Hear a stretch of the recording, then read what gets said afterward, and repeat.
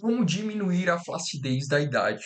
A gente vai passar aqui por algumas principais causas, os exercícios que você tem que fazer e as dietas, porque eu tenho recebido constantemente esse problema de flacidez, né? Muitas pessoas me perguntando no Instagram, me perguntando no YouTube, Vini, como é que eu tiro a flacidez do braço? Minha perna tá flácida. E aqui eu quero elucidar para vocês o que que vocês podem fazer com relação a exercícios de dieta. Lembrando que existem muitos casos de flacidez que já estão com muita pele e que o exercício e a dieta, eles possivelmente não resolverão esse problema, tá? Muitas vezes você precisa realmente passar a faca se você tem um nível de flacidez muito grande, né? Imagina aquelas pessoas que de 200 quilos vão para, sei lá, 80 quilos, sobra muita pele, não tem o que fazer, não tem exercício, não tem dieta que resolva isso. Mas se você tem pouca gordura a mais, ou se você tem flacidez incomodando e você não tem muita pele sobrando ainda, é possível que você resolva 100% com dieta e com treino, tá bom? Vou te passar aqui, então, as estratégias. Vamos lá. Então, o que que causa essa flacidez? O envelhecimento natural e a perda de colágeno e elastina, que são o que dá firmeza na pele. Então, a gente acaba naturalmente, pela idade, perdendo esse colágeno e elastina. Só que a gente tem algumas possibilidades de deixar essa perda um pouco mais lenta ou impedir que isso aconteça com tanta frequência assim, do jeito que é, se você tomar algumas estratégias que eu vou falar aqui para você, beleza? Isso também se deve por causa da redução da massa muscular. Então, ao longo do tempo, a tendência é que a gente perca a massa muscular se a gente não fizer nada para impedir isso. E essa perda de massa muscular também perde a rigidez que a gente tem. E isso aumenta a flacidez, aquela sensação de flacidez. Sedentarismo, né? Então, se você não treina, se você não faz nada, possivelmente você vai estimular menos ainda os seus músculos e aí você perde massa muscular mais facilmente. Dietas restritivas e efeito sanfona também é péssimo para você que quer eliminar essa flacidez. Por quê? Dieta restritiva é uma dieta onde a gente come muito pouco. Né? Então, por exemplo, vamos supor que você gaste 1.500 calorias por dia para se manter viva.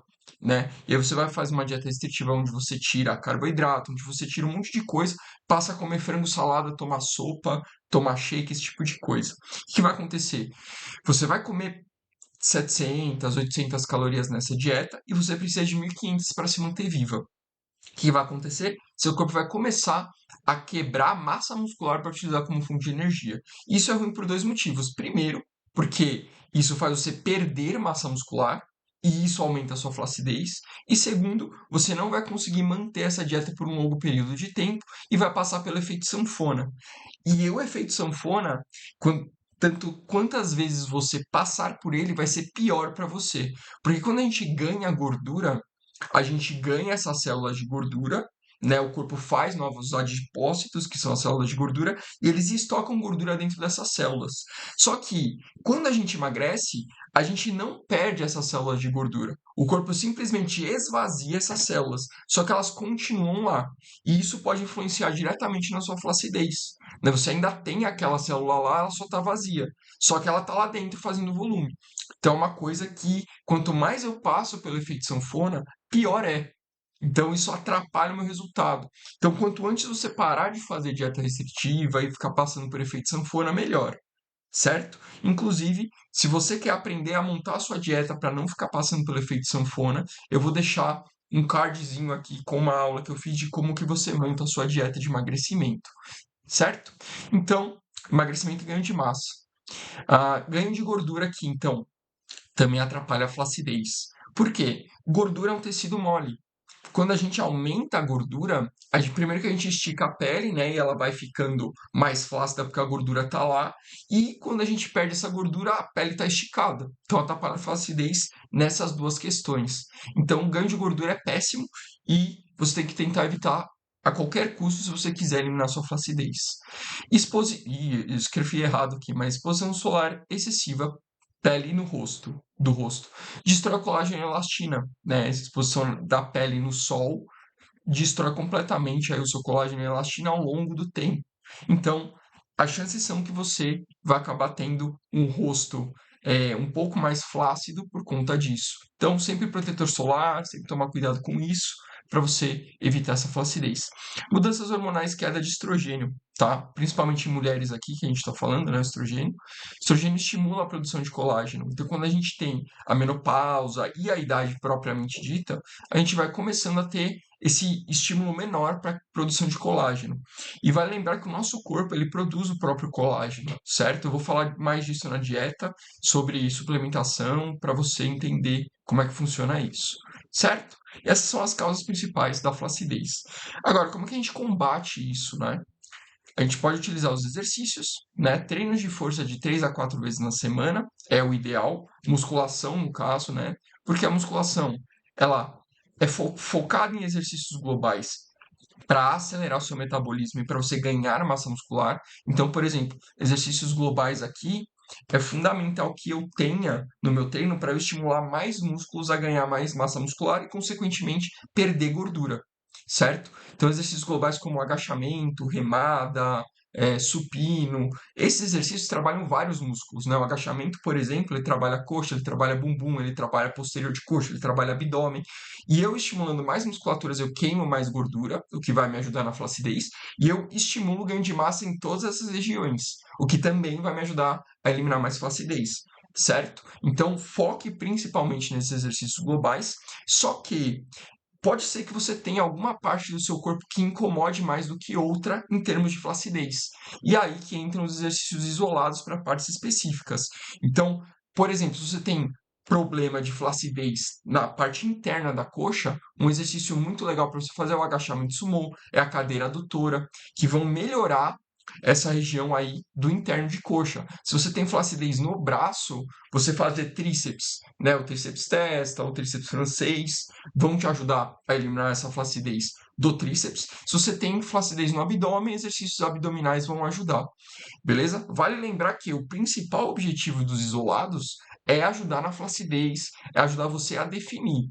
Então, o ideal é que você tenha menos exercícios isolados no seu corpo, no seu treino, e mais exercícios globais, certo? Que dessa forma você estimula o seu corpo a queimar mais gordura e ganhar mais massa muscular, e aí você joga os isoladinhos ali.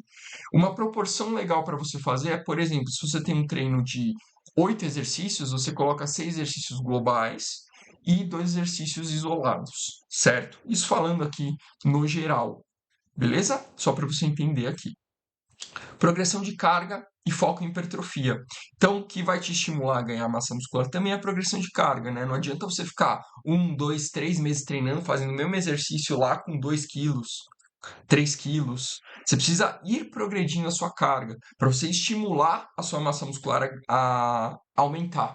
O seu corpo ele só entende que você precisa aumentar a massa muscular se você dá um esforço para ele. Se você dá um esforço médio para ele, ele vai falar: beleza, o que eu tenho de massa muscular aqui é o suficiente, eu não preciso ganhar massa muscular.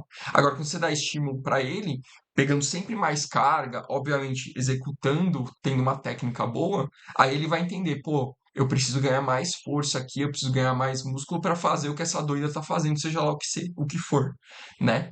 Então, a gente precisa estimular o nosso corpo. Para você ter ideia, quando a gente faz um exercício, se a gente estimular ele com menos de 50% da carga que ele precisa para evoluir, a gente não tem um estímulo para ganho de massa muscular.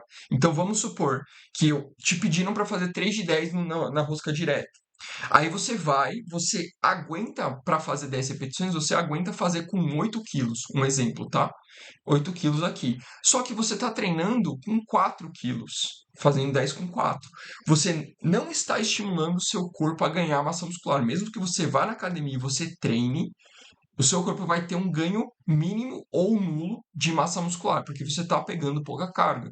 Então você precisa ter uma intensidade no seu treino. Obviamente, falei, respeitando a técnica e fazendo certinho para você não se machucar. Mas se você vai lá só para bater ponto e para seguir a listinha dos exercícios sem carga, você não vai ter resultado, ok? Inclusive, eu tenho uma aula também que eu vou deixar aqui embaixo sobre como que você ajusta a sua carga na musculação, certo? Cardio complementar. Então, o cardio ele é fundamental para te ajudar a queimar gordura de uma maneira mais fácil. Então, quando a gente faz cardio, a gente tem alguns benefícios que a musculação não traz. Primeiro, ele estimula você a gastar mais calorias que a musculação. Então, o cardio propriamente dito já é uma atividade que gasta mais calorias que a musculação. Claro, você fazendo os dois com intensidade, né? Então, naturalmente, faça cardio para te ajudar nisso. Mas ele ajuda na mitocôndria. O que é a mitocôndria? É lá onde a gente queima gordura. Então, é uma estruturinha redonda que a gente tem dentro das nossas células e lá a gente queima gordura. Quando a gente faz cardio ao longo do tempo, a gente tem dois principais fatores que acontecem com as células mitocôndrias e aí a gente consegue ter um resultado melhor, que é aumento delas, então elas são desse tamanho, só que ao longo do tempo que eu vou fazendo cardio elas vão crescendo. E aí imagina, eu tenho um forno queimador de gordura desse tamanho e desse. Desse tamanho vai queimar mais gordura, obviamente, né? E não só aumenta de tamanho, mas duplica. Então você vai ganhando novas mitocôndrias. Então é por isso que o cardio é muito bom. Ele torna o seu corpo mais eficiente em queimar gordura ao longo do tempo. Então é muito importante fazer cardio, certo? A musculação vai te ajudar na flacidez, ganhando massa muscular, deixando mais rígido a estrutura. E o cardio vai te ajudar a queimar gordura. Então faça os dois, certo? Se você tem pouco tempo para treinar, encaixe os dois no seu treino. Entendeu? Você tem uma hora, não faça só musculação, não faça só cardio. Faça 45 minutos de musculação e 15 de cardio, porque a musculação acaba sendo mais importante, tá? Mas os dois juntos é melhor do que você fazer um só separado, ok? E dieta. Então vamos lá, algumas coisas que a gente tem que se ligar na dieta. Proteína alta. A gente precisa manter a proteína alta justamente por causa do colágeno, certo? O nosso corpo, ele cria colágeno, ele faz colágeno. Então a gente não precisa necessariamente suplementar colágeno. Eu já estou pulando aqui do suplementar colágeno, mas eu quero que vocês entendam. A gente não precisa suplementar colágeno porque o nosso corpo faz. Só que, para ele fazer, eu preciso de proteína. Ele precisa de proteínas de aminoácidos, né, que é a proteína quebrada para fazer o colágeno. Então eu preciso comer proteínas suficientes para ele fazer colágeno. Não preciso suplementar colágeno, né, até porque geralmente o colágeno é caro. Mas, por exemplo, se eu não estou comendo proteínas suficientes, eu posso suplementar um whey protein, que é mais barato que o colágeno, mais gostoso e vai te ajudar nessa questão da flacidez que você está querendo aí, certo? Sem contar que para proteína alta eu preciso para ganho de massa muscular. Então eu preciso também de proteína para construir minha massa muscular. E a maioria das pessoas, pelo menos na época que eu era professor de academia, que eu instruía as pessoas, faltava muita proteína na dieta delas. Né? Elas falavam, eu como um franguinho no almoço, eu como um franguinho na janta, e é isso. E aqui você vai ver que a gente precisa de 1,6 a 2,2 gramas por quilo de peso corporal de proteína para eu conseguir estimular o ganho de massa muscular. E aí, quando que é isso, então? Só para você ter ideia. Se você é uma pessoa que pesa 70 quilos e você vai colocar 2 gramas de proteína por quilo de peso corporal aqui só para fazer a conta mais fácil, você vai ter que comer 140 gramas de proteína por dia. Só que 140 gramas de proteína não é 140 gramas de frango, não é 140 gramas de carne. 140 gramas de proteína a gente consegue comendo em 100 gramas de frango grelhado, a gente tem 30 gramas de proteína. Então, fazendo a conta aqui rapidinho, deve dar mais ou menos uns 450 gramas de frango grelhado por dia. Só que você não precisa ficar comendo frango desesperadamente, né? A gente tem proteína em várias fontes que a gente come no dia. Se a gente toma leite, a gente tem um pouquinho de proteína. Se a gente come ovo, a gente tem um pouquinho. Se a gente come feijão, tem um pouquinho. Então, juntando toda a proteína do dia, a gente precisa ter mais ou menos aí entre 1,6 e 2,2 gramas por quilo de peso corporal, ok? Então, por isso que o whey também é legal, porque ele te ajuda a bater essa meta se você tem dificuldade de comer essa quantidade de proteína. Beleza? Consumo de alimentos antioxidantes vai ajudar também você, principalmente com a pele. E aí, frutas vermelhas, cacau, brócolis, cenoura, uva roxa, tem vários outros, né? Mas aqui, para você entender que os antioxidantes também vão ajudar nessa questão da pele, certo? Suplementar colágeno. Não tem necessidade, como eu falei anteriormente, né? Porque a gente precisa de proteína para o corpo criar colágeno. Então, eu não preciso suplementar colágeno. Até porque, se você suplementar colágeno, você vai tomar ele e ele vai passar pelo processo de digestão. E passando pelo processo de digestão, ele não é mais colágeno depois do processo de digestão. Ou seja, não adianta mesmo você tomar o colágeno. Eles já estão estudando, da última vez que eu vi, injetar colágeno para chegar onde você quer e fazer o efeito que eles querem, né? A cartilagem, etc. E aí, injetável é outro papo. Mas quando você toma via oral, ele passa pelo processo de digestão e ele não se torna mais colágeno e ele muito menos vai para onde você quer que ele vá, né? Você não consegue falar, ô colágeno, eu quero que você vá aqui pro meu braço, ó, beleza? Ele não vai, ele vai para onde o corpo quiser. Então, realmente, colágeno é uma perda de dinheiro, certo? Então, se você toma colágeno, agora você sabe disso, cogite a possibilidade de utilizar uma proteína mais barata, um whey protein, uma albumina, que você vai economizar dinheiro. E eu acho que essa dica já merece o like aqui, né? Deixa o like, se inscreve no canal se você não é inscrito ainda. Vamos lá, gorduras boas. Gorduras boas como azeite, castanhas, abacate são gorduras que regulam o nosso hormônio. E isso é muito bom por causa do estrogênio, por exemplo, né? Então, caso o estrogênio esteja caindo ao longo da vida, que vai acontecer, essas gorduras boas vão ajudar você a regular isso, né? Então é sempre bom ter essas gorduras na sua dieta. Azeite, castanhas, abacate, né? Aqui oleaginosas, então nozes, outros tipos também, certo? Evitar alimentos ricos em açúcar e gordura. Por quê? Porque são alimentos calóricos, vão te ajudar a ganhar gordura. E ganhando gordura você tem mais flacidez. Então evita, tá? Principalmente industrializados, bolacha, lasanha congelada, enfim, essas coisas aí industrializadas são péssimas, né? Então toma cuidado, principalmente se elas têm açúcar e gordura adicionada. Nem tudo que é industrializado é ruim, certo? O whey, por exemplo, é industrializado e ele ajuda.